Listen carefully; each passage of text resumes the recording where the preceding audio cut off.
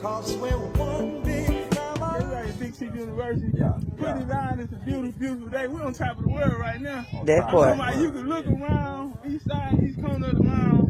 It's going down. We got Indians all around, man. All around. In a real way, man. Pop that in Texas, pop that in VA, Colorado, South Carolina showing up.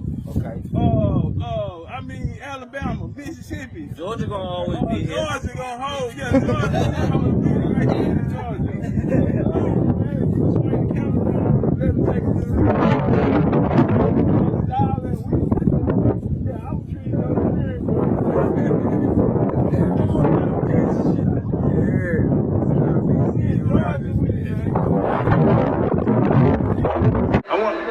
I wanted to ask, are you originally from Texas? Born here in Galveston. Galveston, okay. Do you have any Indian ancestry? Like any Indian grandma? People that were here on my dad's side, we do have some history, but as far as documented history, I go back to 1837.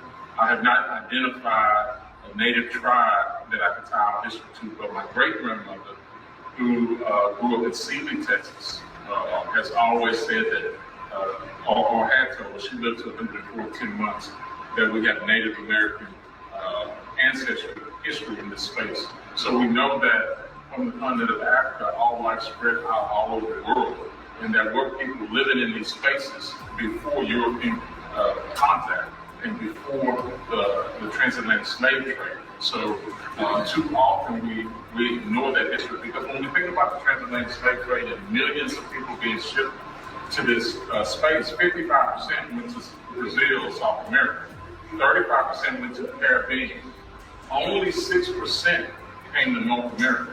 So there have to be more people living in these spaces that interacted in this situation.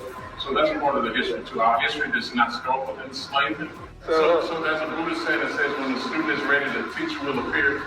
So it's your turn to teach. Tell me something I don't know. The transatlantic slave trade is actually being brought up to Texas, as we see outside on the mural. First African of the Colombian, instead of Negro and Moor, who come from the Spanish. A lot of people like to see the Spanish were white, or as we can see, instead of Negro came with the conquistador. So you had other conquistadors after the Moors from Spain for 700 years. 1492, they lived out. They were expelled. 1493, the Jews were under the Alhamdulillah. So when they get down to Texas, come on, somebody. You can't get out by Corrupt Indians. Come on now. The two is the Corrupt Indians look like the people in the room right now. They also had stations in Corpus Christi. There'll be a slave train go down here. We're from Galveston, I like to build the Peak Brothers. Pass it through town.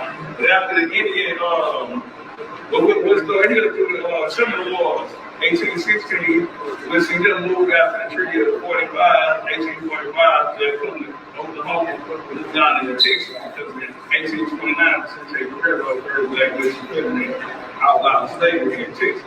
So the battle in Texas was always for the fight for no slavery after they broke away from Spanish colonialism, which Napoleon invaded Spain and put his on the sea, and that's what split it. But even the Mexican Revolution, most of the people that died in the too.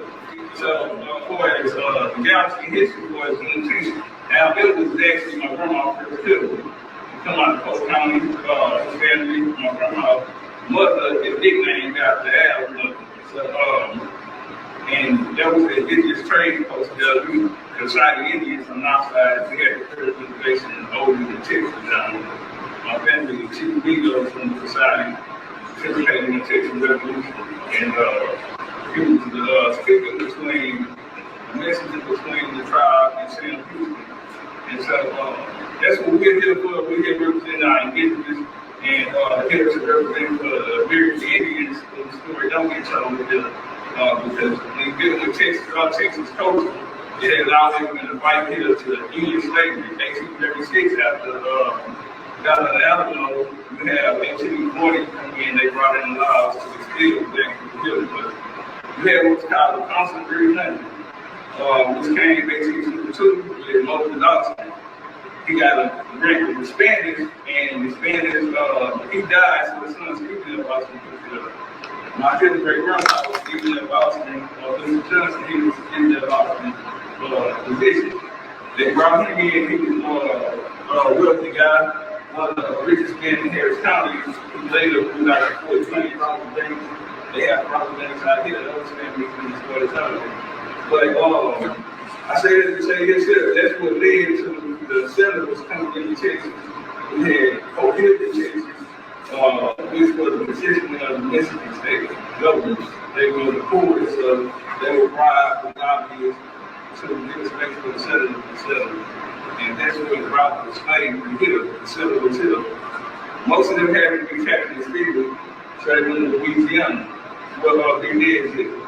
We did it right here. His family come out the council 302 and William, 300 came. They were the Kirkendall family.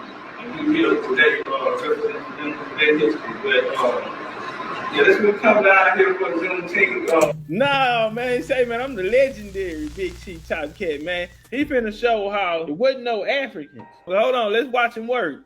Professor Juneteenth. Total population transported into Galveston, into Texas, 15,170.